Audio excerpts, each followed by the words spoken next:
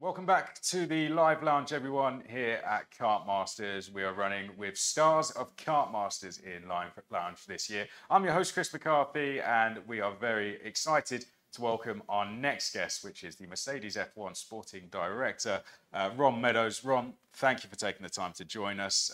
I know you're here with the Argenti kart team, and it's been a really busy year for you. How does it feel now to be on the summer break there with Formula One? Well, my summer break started at 6 o'clock this morning, which means I cannot do anything to do with Formula One. Yeah. So instead I'll do with karting. Yeah. But no, it's great. It's a shame we haven't got the weather this weekend, but I'm sure the racing's going to be incredible. Yeah, I was going to say first weekend in a little bit of time without being at a Formula One track and straight back to the kart track as well. How does it feel to be back to a kart circuit again? Well, obviously we have the Argenti team, and I don't get to see a lot of the races, but whenever I get a weekend off, I come along, and I'm always looking at the live timing to see how we're doing. It's I certainly get my fill of motorsport. Next weekend I'm off to Knockhill. One son who's racing in JCW Mini, and then we got the F4 team, which is competing. Yeah, of course, with the British touring cars. I want to start, if we can, by taking you back to your first experience with motorsport and where that began for you. And I know that may have been inspired by karting, but if you can just tell us a little bit about where it all started for you. When I was growing up, I used to live close to Alton Park, and some school friends said, come along and have a look, see what you think. And I actually went to a superkart event, which was the Martin Hines era, and all of those guys. And I remember I was sat in a old wooden grandstand over the start-finish straight, and this kart, every time it came by, it made this movement, and I thought, I couldn't understand it. It wasn't in the superkarts, I think it was in the 210s or something. And eventually, I noticed the guy had one arm. Wow! And it was, and I thought, I need to meet this individual, because obviously it moved around, because every time he pulled the gear, no one was holding the steering wheel. And these things were rapid. So anyway, I went into the paddock, and the chap was Dave Hockey, and he's a bit of a legend in the gearbox stuff. And he wouldn't let anyone help him lift his cart on the trolley at the time. So he'd put it on his hip and lean it over, then skip along and put it on. And these things must have been 150, 200 kilos each. And I thought, wow, this is some commitment. This guy, and he's in the back of a van, working on it himself, driving it himself. I thought, this is for me. Wow. And that just inspired you, I guess, to want to understand more about how everything's working and then get involved in working behind it? Well, from then onwards, obviously, I was at school, and I used to go to Alton Park quite a lot and help some of the teams. And by the time I was 14, I was running a Formula Ford at weekends for somebody. And then when I left school, I went to Tom Walkinshaw Racing, which at the time was probably one of the biggest teams in the world. But I did all the touring cars with the Jaguars and the Capris and the RX-7s eventually. I went there, and when I was, I think by the time when I was 18, I was running a touring car in France on my own. Wow. There was a guy called René Metsch, who was a very famous Paris-Dakar winner. He used to run the Paris-Dakar once he retired. And we had another driver called Jean-Louis Schlecher, and they were fantastic. I've got many stories for them. Yeah, I can imagine you do. And of course, since then, it's been a very long and successful career so far for yourself, working with the Mercedes Formula One team. But you also, as you mentioned, now have the Argenti kart team as well. Why don't you just tell us a little bit about where that started for you and what inspired it? That started at the end of 2019, where my son Oliver at the time was 15, going on 16, said he'd like to start karting. And I thought, we karting with our two older boys, Michael and Matthew, in the early 2000s. So he thought, well, you've got to give them a go. And I thought, well, the best way to do it is to control it yourself. And about the same time, Michael said he wasn't sure he wanted to carry on racing cars. So at that point, we set up the kart team and the F4 team. Oliver only actually did karting for a couple of years, and in his first year, he came to Kartmasters, I think that was 2020, think he finished 11th in the final. It was the COVID year. Yeah, yeah. And everything was really tricky for karting then, but it's one of those few sports that really put the effort in to keep going. And yeah, at that point I was here and I thought, wow, I need to keep doing this. It's good fun. Yeah, and I imagine, I think this event is very much an example of what you said there, how karting fought through those times. But I think a great setup, isn't it? Having a kart team directly linked with an F4 team, has that helped the F4 team be able to get some new drivers in and to a good level straight away? Well, we were very fortunate, mainly because we obviously my connection to Mercedes F1 and being involved in the driver academy as well, and also I know all the other people who run academies and different F1 teams, that we've been able to take drivers from all over the place really, and we had a team out in Europe with Kart Republic with Kimi Antonelli, Alex Powell, Waipan Kui, and Kui now has just started to do some F4 testing with us. He's stopping his karting journey, moving on to cars. It's it's just really interesting, is it? And also we can try and help them progress. You know, we had in the end of 2020, Daniel Gunchard did a race, one-off race for us, and we went to the International Trophy in Portimao, and we won that with him, and we had Morgan Porter with us for the full year.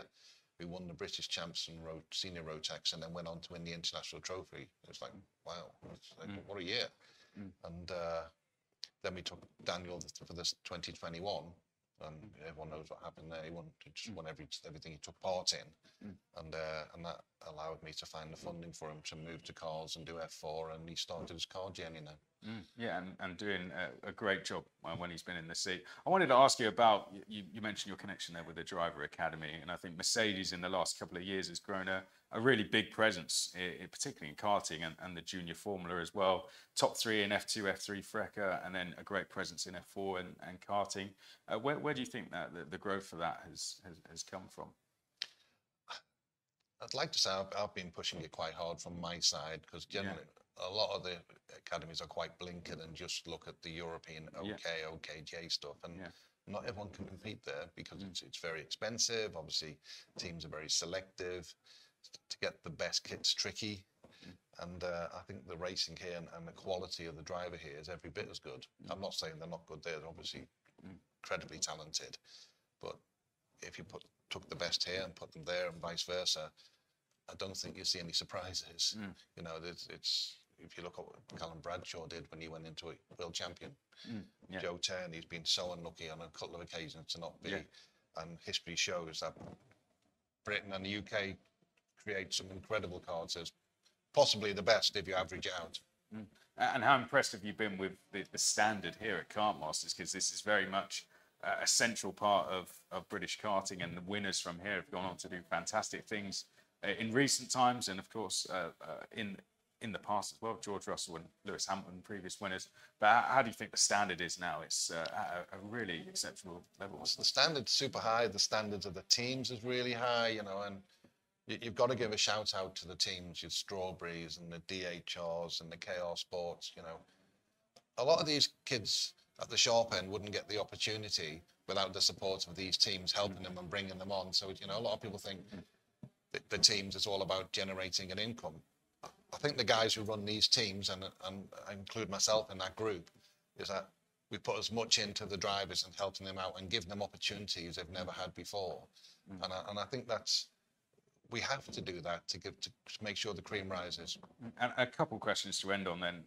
How have you found running the team, the amount of work that goes in? I know you said you can't get to every race weekend for obvious reasons, but when you are at them, the amount of work that goes in, I think it's a credit to all the British teams, as you mentioned there. It's a huge amount to get the results that you might do at an event like this. Well, I have Danny Sweeney running our team. He does a fantastic job. He's a workaholic. You have to slow him down. And we've got Curtis Gregory, who's chief mechanics of the team. Basically, he looked after Gunchard and all his success. It's I try not to meddle too much, because it's no one needs a boss coming in and saying, I wouldn't have done that, because I know how tricky it is, and I wouldn't like it in my F1 job either. But this is not a 9-to-5 job. You know, suddenly Danny, we went off to Le Mans last week to go and do the International Trophy with a younger driver, and 2 days before he wasn't going. It's like, Danny, we need to go to, okay.